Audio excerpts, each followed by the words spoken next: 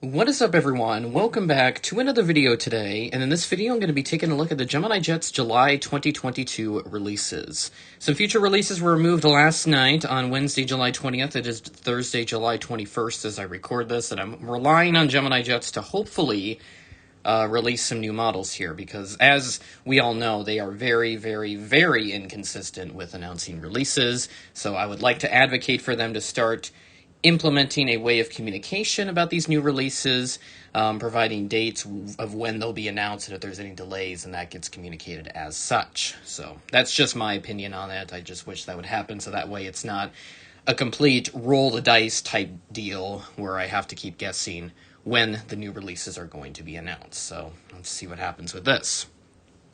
Last two sets of releases have been kind of underwhelming for American collectors. Not saying that they're like bad releases in any way. They're still good for other parts of the market, but I just think that American collectors haven't been really getting good releases as of late. So we'll have to see if that maybe changes perhaps to some degree.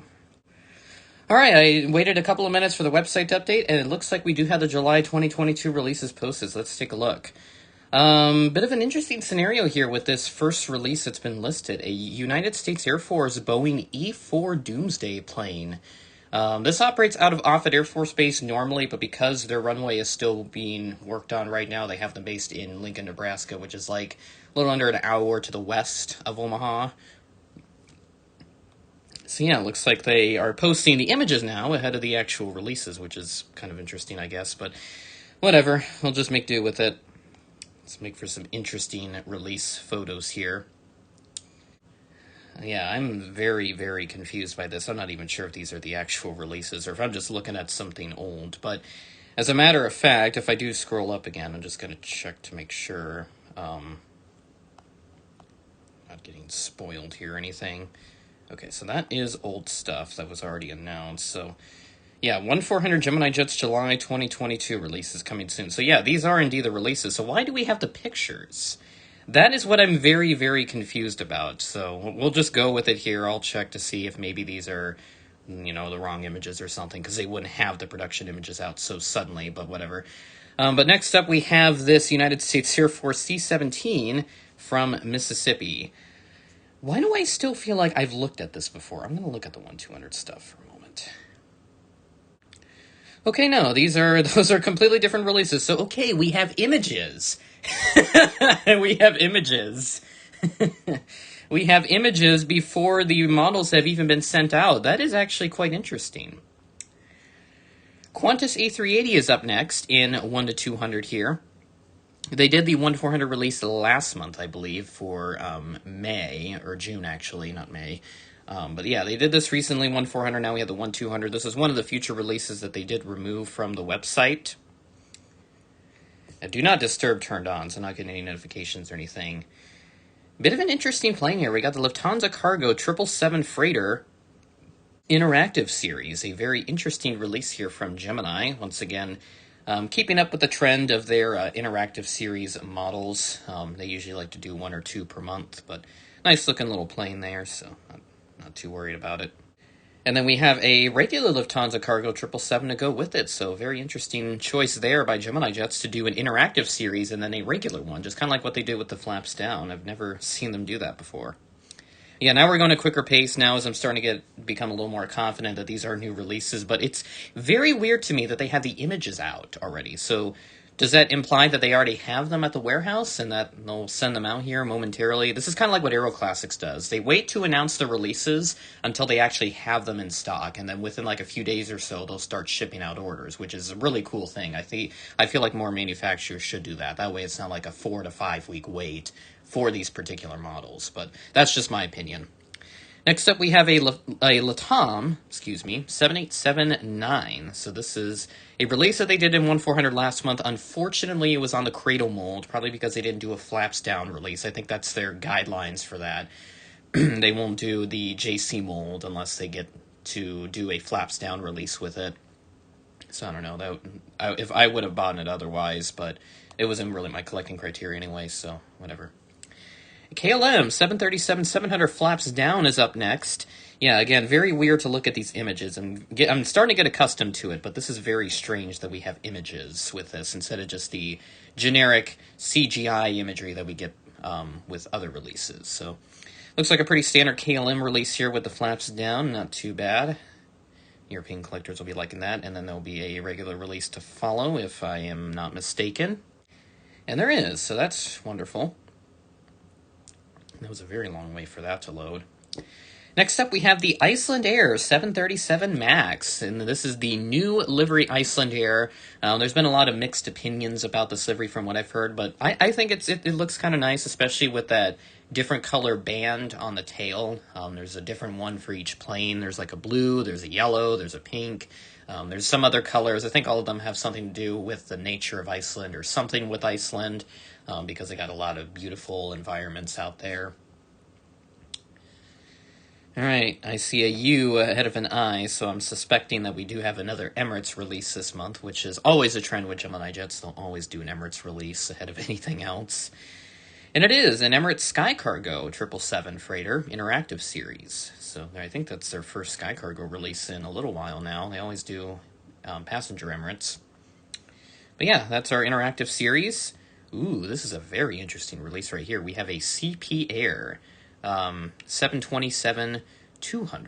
So another retro 727 and 1-200. Really nice to see these. I like these retro 727s. Just wish they did something that's a little within more of my interest, but I do like these retro releases nonetheless.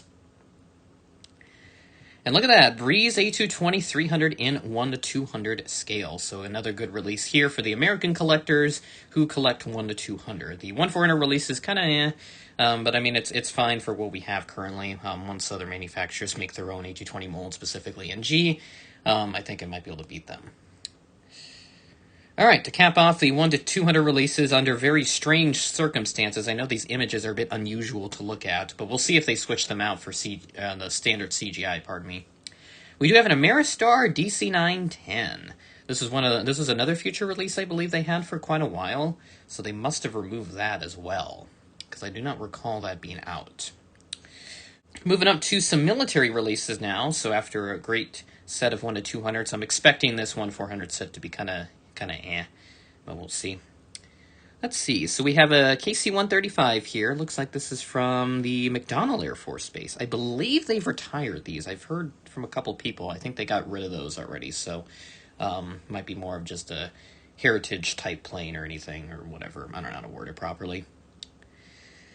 Moving out the list to our last military release, only two here. We do have the C5 Super Galaxy. I believe this is the Dover one, if I'm not mistaken, because they did have that on there as a future release. So if I'm not mistaken, that is the Dover one. Or no, this is Westover, not Dover. I thought it was Dover on there that they had on there, but no, it was Westover. So that's my bad there for not reading that correctly, but here we go. Time for the 1-400 commercial releases. Let's see how underwhelming they are for the American collectorate. First up, we have a UPS 747-400 interactive series. Got a good start, I guess. I do like the interactive series just more for the creativity. I'm not sure much about the quality of it. I don't have one myself, so I can't properly judge that, but I think interactive series would be great for me to have at some point. I just kind of have to prioritize other things right now, if you will, especially with the retro stuff that I got going on here. Ooh, very nice. A United 737 MAX. I believe that's a -9, because that does look a little bit longer than before. Okay, no, it's a -8. So it says it's a -8 on here. This is the Being United special livery. So a nice special livery there that they're doing. So if you want another United MAX 9, there's a good opportunity to get one. All right, let's keep moving up the list here as we have the Qantas Link Embraer 190. This is another future release that they had, and I know Australian collectors are going to love this release, but really nice to have these pictures because then it gives us a good idea of how these models are going to turn out. We'll see if they switch them out for something else. I don't know what they're going to do. Hey, how about that? Lufthansa City Line, a CRJ 900. A nice release for the European collectors. Again, I'm sure they'll love it just as much as the Australian collectors will love the Qantas Link Embraer 190. So hopefully the landing gear is properly installed on that particular release, because I know they've had many issues in the past with those not being properly installed, if you will. I can already tell there's going to be no Delta connection in Embraer 175, which is going to be very unfortunate. But here we go with a Lufthansa 787-9 flaps down release. And then to cap that off, we'll have that regular release, and it looks like there is one more to follow here after that, so we'll see what they got going for that. Okay, Lufthansa 7879, and we do have an Iceland Air 737 MAX to cap off this release set. So there we go, that is everything for July of 2022. Another underwhelming set for American collectors once again. I don't know where that Delta Connection number 175 is. It is getting ridiculous that we're not seeing that being released at all at this point. I don't know where it is. It's just not looking too hot with them. I don't know what's going on with that, but they gotta get that made at some point. But regardless, this is still some decent variety, I guess. But it doesn't help when there's 3 Lufthansa aircraft taking over, which is basically almost half of the 7 releases that we have this month. So they got the Qantas link on there, the United, the UPS, and then that Iceland Air there up at the top. So the only one that would interest me would be that Iceland Air MAX. I'll just kind of see where I stand with that once I'm done with this video. And then there's that UPS, of course. The Being United 737 MAX, that's a really nice special livery there. I've not seen that myself yet, but hopefully I do soon. 1-200, once again, stellar variety. It seems like they put more care into the 1-200 releases than the 1-400, which I'm guessing it just since it makes them more money. They have more options to choose in which they can make some decent money off of. But yeah, take a look here at the releases. Ameristar, really, really nice. I'm sure some people will like that. The Breeze. Canadian Pacific, CP Air, there's that one there, that 727. Got the KLM there, that Iceland Air MAX for both scales, and then you have the Latam on there. Lofty Cargo, both interactive and regular. That's the first time I've seen them do that in a little while. Qantas E380, and then we have that E4. Very interesting choice there. I hope they do another one at 1-400, because I'd like that in my collection. And then you have that C-17 from Mississippi Air National Guard on there, so that looks to be pretty much everything with this set, apart from the military stuff, which I don't really care about that much, but yeah. Well, I'm guessing I'm going to have to keep begging them to do a Delta Connection number 175. I don't know where those things are at, but I'm just guessing they just have no care about that whatsoever, which is kind of unfortunate. But again, I'm sure European collectors, I'm sure they'll like that Lufthansa 7879. I'll just take a quick look at that since we do have the images, of course. Check to see that's a cradle mold, and it does not look like it because we do have that flaps down release, so it makes sense for them to not do a cradle mold with the regular release. So yeah, that is pretty much everything that I have to say, but one final recap. Another underwhelming set for American collectors with really only 2 American releases. One if you want to count out that interactive series, but there's 2 technically, so... but it is what it is. We'll move on to next month, and we'll see what they got going for us then. So with that being said, that is the end of the video. Thanks for watching, and I will catch you in the next one.